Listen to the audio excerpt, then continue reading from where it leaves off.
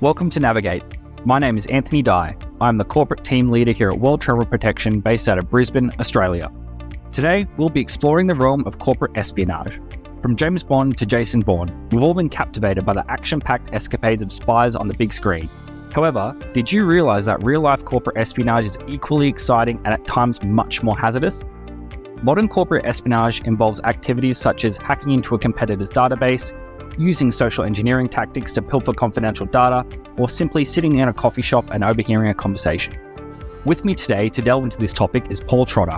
Paul is a former intelligence operator with over 16 years' experience in complex operating environments.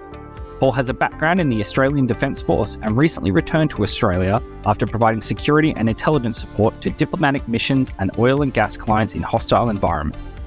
Using his background in intelligence collection and assessment, Paul is based in Brisbane and supports the World Travel Protection global effort for direction, collection, and assessment of information used to inform our operations team and support our clients. How are you doing today, Paul? I'm good. Thanks for having me. Excellent. Thank you for joining me. Paul, let's start from the basics. What exactly is corporate espionage? It's a complex subject, but essentially corporate espionage is the act of gaining a competitive advantage over a rival organization, typically through a covert act or a clandestine act. So this can include things like surveillance, physical infiltration. It could be coercing an employee or bribing an employee, or the ones that we often think about, things like cyber activities and hacking. But there's also the risks associated with things like disgruntled employees or negligent employees, both of which we would call a trusted insider. And it's important to know that it's not just limited to corporate entities. Government-sponsored corporate espionage does occur in many countries.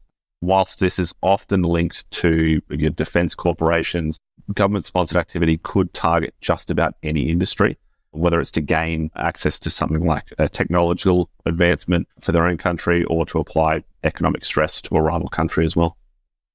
That's fascinating. Would you be able to explain to us how prevalent corporate espionage is in today's business landscape? Sure. It's difficult to give an actual metric on how prevalent it actually is, just because it's either often undetected or it goes unreported as well. I guess you can imagine if you were an organization that was targeted in a way that resulted in a significant breach, whether it was significant in the size of material that was taken or significant in sort of the impact, it doesn't really benefit you to make it widely known that you've been targeted, given the potential damage to things like your reputation and then subsequent flow on things like your share price and the like. It's definitely a significant problem though, particularly in sectors that place a significant value on their intellectual property. So when I say that, I mean organizations that focus on things like technology and defense, but also things like pharmaceuticals. Before the podcast, I actually had a quick look into the actual impacts from a financial sense. And it turns out that a recent study commissioned by the US Center for Strategic and International Studies estimates now that corporate espionage costs about $100 to $300 billion every year just amongst US companies. So it's obviously quite a significant impact there. Yeah, I guess we've definitely seen a rise then in the prevalence of corporate espionage. How has that changed over time and what kind of factors have contributed to this rise and this change? One of the major things to consider is that we live in an increasingly digital world, which combined with the globalization of business, it makes it significantly easier for organizations to target each other. Essentially now we're sort of faced with a problem where information can be collected remotely and across borders, which makes the detection and prevention of corporate espionage even more difficult than it previously was. Obviously, things like the cyber attacks and hacking is something that's always been able to do this, but there's an increase in things like social engineering and the like being conducted online versus face-to-face. And then obviously in the wake of the pandemic, we're increasingly more remote in our business. And all these sort of things have combined to create a situation where there's so much exposure for businesses now, everything's dislocated. And as a result, there's an increased risk, both in terms of that negligent insider or that disgruntled insider to have access to information without appropriate monitoring. And then at the same time, there's an increased ability of threat actors to be able to target information or target individuals that aren't going to be protected in the way that they would be if the business was more centralized and information and data and everything else was co-located in one single facility or office. Okay. From what I'm understanding, there's probably some common steps or actions within the espionage process when someone or a company is targeted. What are some of the most common tactics that are used in corporate espionage throughout this process? So the one that people focus on a lot is obviously cyber attacks and hacking, as we've already sort of discussed. But there's also threats from things like social engineering, physical infiltration, eavesdropping, bribery, and the targeted recruitment of insiders as well. In the more sophisticated attacks, perpetrators will often use multiple techniques or tactics to gain access to whatever information or data they're trying to access, particularly if it's part of a major project or a much broader project.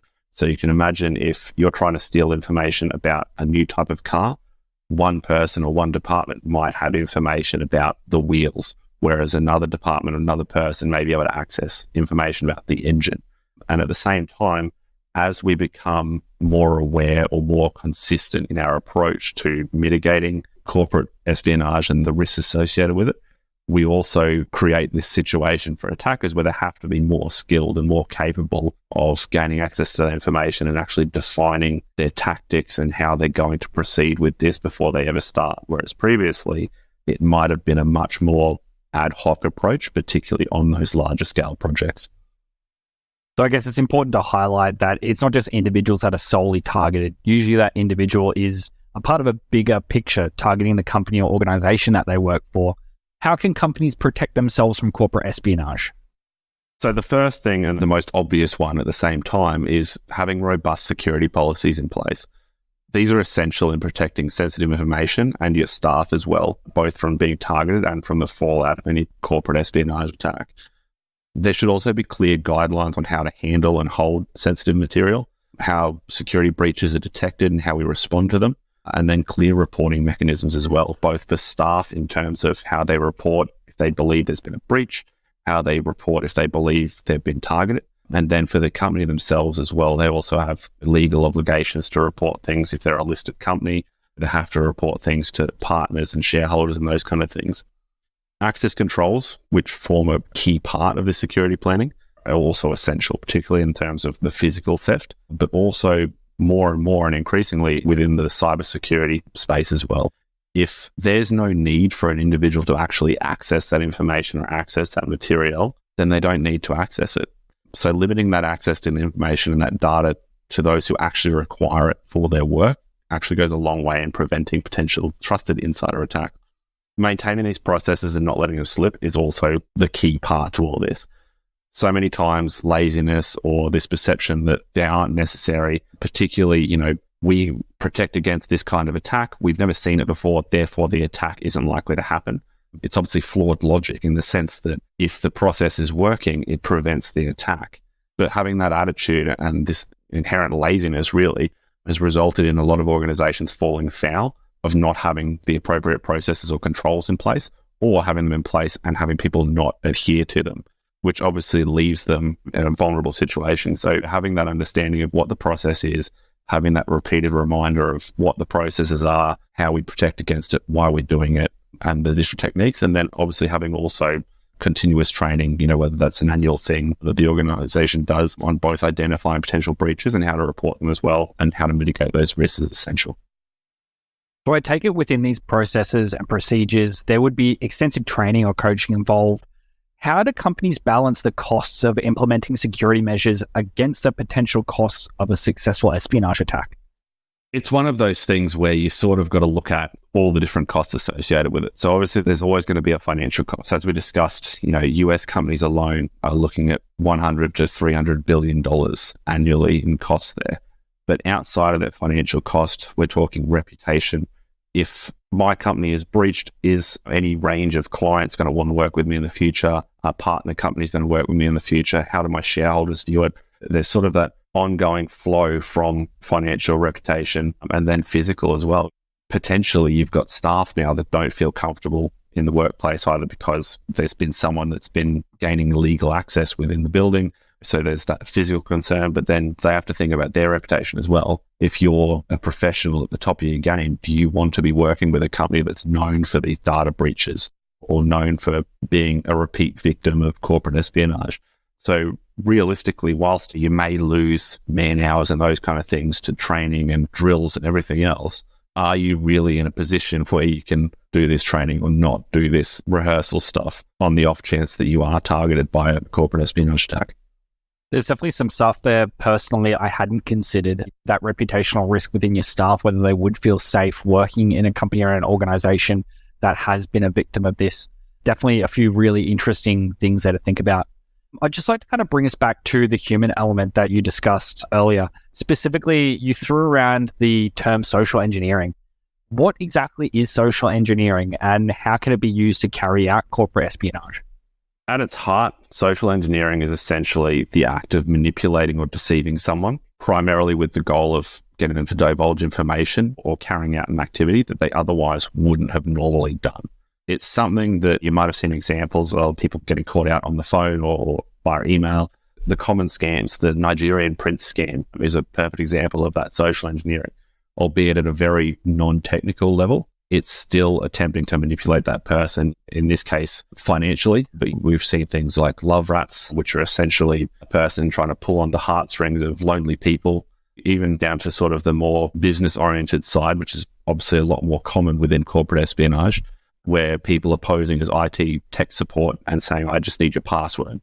Obviously, we know to not give our password to people. It's a fairly accepted rule that you don't hand out your passwords to other people, but you hear about it all the time where someone got in because so-and-so gave them their password. It's not that outlandish to believe that either negligence, laziness, or just willful disobedience can contribute to these kind of data spills, and social engineering capitalizes on those attitudes and either the failure to adhere or the miscommunication, misunderstanding of what they actually need to be doing in these processes.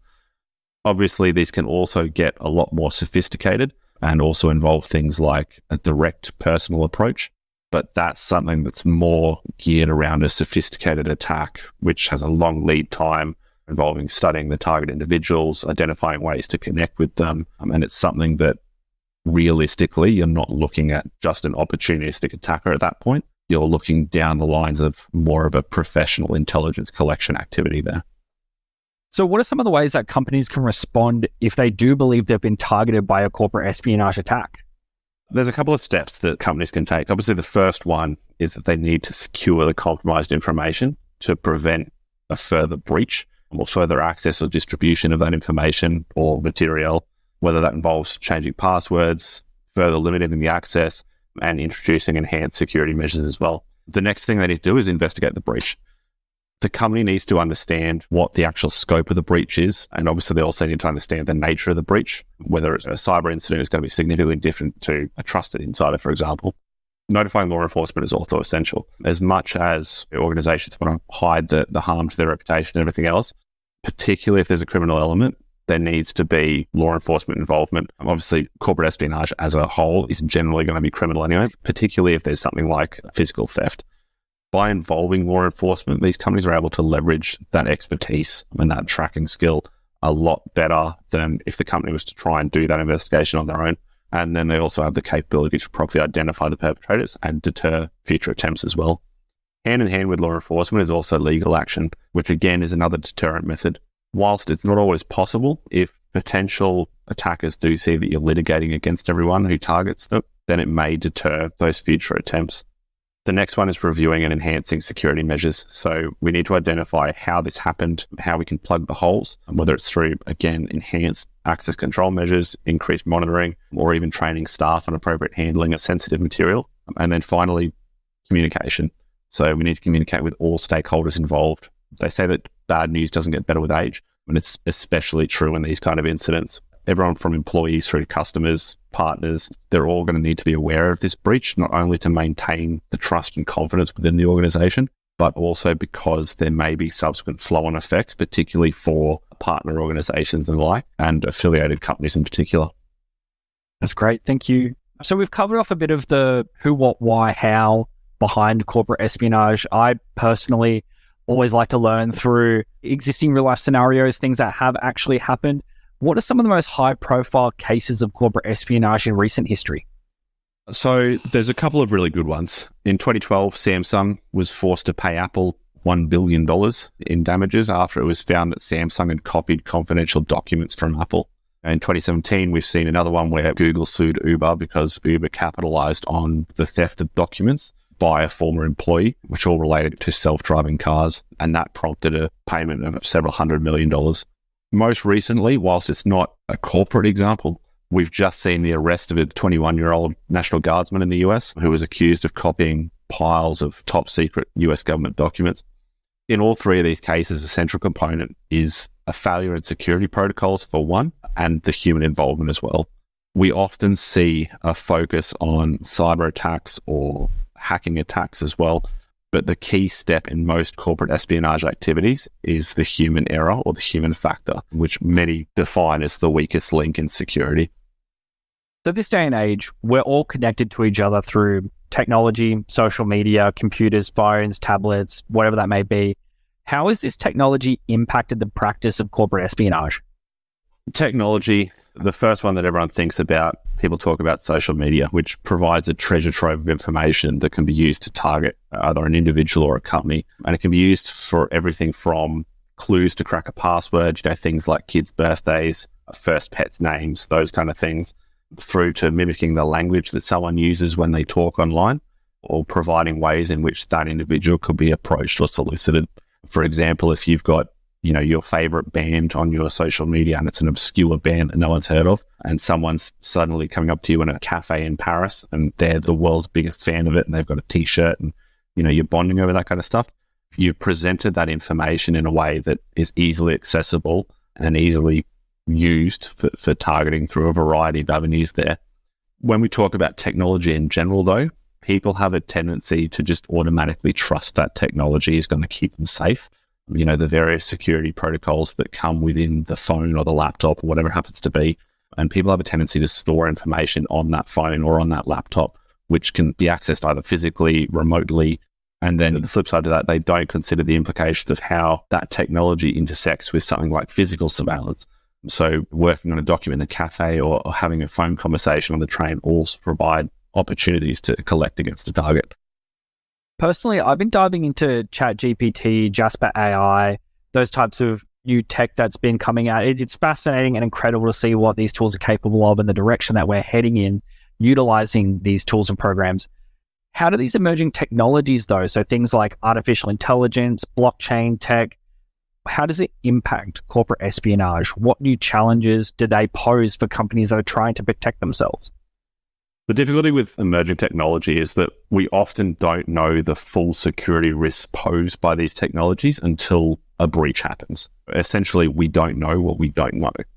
Already, though, we're already starting to see issues arising with ChatGPT, for example, where companies' proprietary or sensitive data is being input by their staff and then being accessed nefariously by others, either to prove the point that it's not safe or actively trying to collect that information. And the flip side to that is, even if people are publicizing this in a way to highlight to people that it is a risk, there hasn't been any steps to mitigate the risk from the ChatGPT side. So, it's just out there that you can access this information by following the following steps. So we've essentially created a how-to guide for nefarious actors.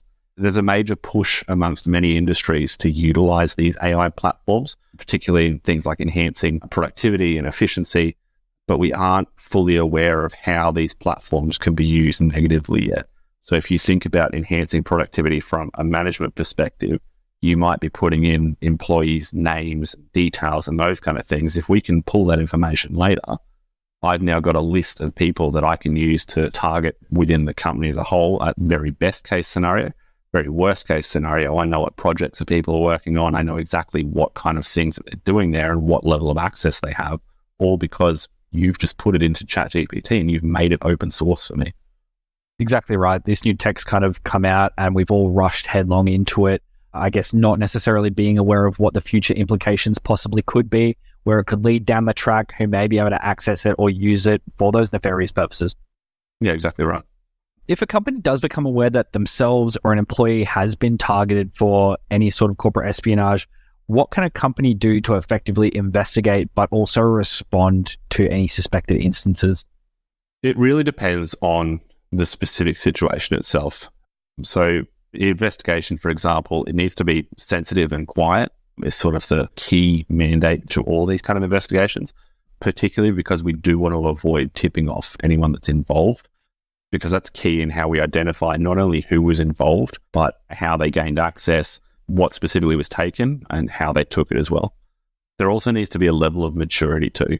Covering up mistakes or failures leads to the resultant updated security plans not being robust enough to mitigate future risks, just as it fails to highlight new or emerging threats as well. So if you think about Joe Bloggs has failed in his duty as a manager to ensure that everyone is signing out documents every day, that they're controlling documents in an appropriate way, he doesn't want to lose his job, so he's going to potentially lie about or trying to cover up or reduce his involvement in that point of failure. But having that maturity and actually saying this was one of the things that I failed to do, and as a result, this happened, helps to identify those root causes and helps to identify those almost paths, if you will, of how that corporate espionage attack played out. At the end of the day, though, corporate espionage is very different to something like an employee taking an extra long lunch break or something. So it's not something that HR or management can investigate themselves. It's something that they need to have professional input on, and the findings of that investigation then need to drive updates to their risk assessments and their security policies as well. And again, it's something that a security professional or counterintelligence professional is best suited to be able to do. It's not so much about hanging out the individual or the individuals that are involved in it, so much as it is protecting the business further down the line and preventing this from happening both to yourself and then to obviously others as well by removing this threat from the board. On that same line, I can imagine there'd be some pretty severe potential consequences if a suspected case of corporate espionage was mishandled, or a suspect in that sense was mishandled. How can companies avoid making these mistakes during an investigation? As I said, applying the findings of an investigation into an appropriate mitigation response and also the defenses used to protect against future breaches is key to that effective investigation. If that investigation and response isn't targeted and appropriate to the incident, then at worst, you're going to see future incidents occurring. At best, the poor handling or poor response can lead to just as much reputational harm as the initial breach itself. I'm sure you've seen a number of companies that have handled a data breach or a data spill poorly, and as a result, it's damaged their reputation more so than the initial breach actually did. But by applying appropriate security, risk management, counterintelligence methodology, or by engaging a professional service to do so, companies degrade those unintended or second-order impacts. So what are some effective strategies for training employees to recognize and defend against these social engineering tactics that, as you said before, are quite heavily utilized in corporate espionage attacks? The first and foremost one is always going to be to adhere to their organization's security policies and protocols. If you don't act outside those policies, then it becomes very hard for a perpetrator to actually gain information from you or to get you to do something for them. The next one is to be skeptical. So be suspicious of unsolicited messages or calls, particularly if they're asking for sensitive information. A good example of how to respond to this is if you've ever received a call from your bank asking for information, want to ask them for a reference number or a contact person, hang up and call them back on a phone number that you know is that bank. By doing that, you've just interrupted any potential adversary's ability to gain that information from you, because you're now contacting the bank and you'll both identify that, hey, that was a potential breach, or it wasn't, but we've got that policy and process in place that once we receive this request for information, we act in this way, which prevents any potential data spill, leak, breach, whatever it happens to be. The other one is social media, which is always going to be a major consideration that many people don't take into account. So people should be aware of what they're posting on social media and what personal information is available about them. It may not actually be sensitive information, but it may be something that could be used as a convincer. So a new person in your life that suddenly seems to share all the same interests and hobbies as you, or it may provide them with information, as we discussed, about how to crack your password with your child's birthday, your pet's names, etc. So we've just discussed some of the more common tactics that are utilized in espionage, but what's some of the more sophisticated things that people are likely to see used against them? And how can they defend against that? So all those previous corporate espionage tactics are scalable. And as I said, they'll often be used together rather than as a standalone technique or tool. When these types of activities get more complex, however, we start to see alternate types of targets. So for example, someone seeking to gain advantage may not be able to access information directly from the source, but a supplier, a vendor, they may be the weak link in the chain, and that gets targeted instead. we define threat as the sum of capability and intent. So when there's a high capability, such as required to carry out those more sophisticated operations, our threat naturally increases as well, all whilst our ability to actually detect that threat decreases. Thanks, Paul. I appreciate you taking the time out to have a conversation with us. Do you have any final tips or anything to say? Yeah, at the end of the day, staff need to be aware of their surroundings and think about where they are, what they're doing at that time. Is it appropriate to be doing this within the environment that I'm in? So should I be working on this document in the cafe? Should I be having this phone call surrounded by people? And then at the same time, think about who you're talking to. Have I just met this stranger at the bar? Have I just met this person on the plane? Are they asking me specific questions about my business, about what I do? It may not be nefarious, but it's good practice to get into to not be talking about sensitive information. At the end of the day, realistically, it's common sense to a large degree. Then the other part is adherence to good corporate security policies of not divulging what you're working on, not divulging specific information about what it is that you're going to be doing at the time, what the company's doing, those kind of things. But at the end of the day, if you wouldn't say it publicly in an interview on international television, whatever it happens to be, then you wouldn't say it to an individual on a plane. You wouldn't post it on social media, those kind of things. Are you looking for the best travel podcast to inspire your upcoming adventures while also helping you travel smarter? Listen to Navigate, the travel podcast that enhances how you explore the world, found on our worldtravelprotection.com travel assist hub. In each episode, World Travel Protection hosts speak with travel industry experts or experienced everyday travelers to bring you thought-provoking travel insights, experiences, and advice, helping empower you to travel the world confidently.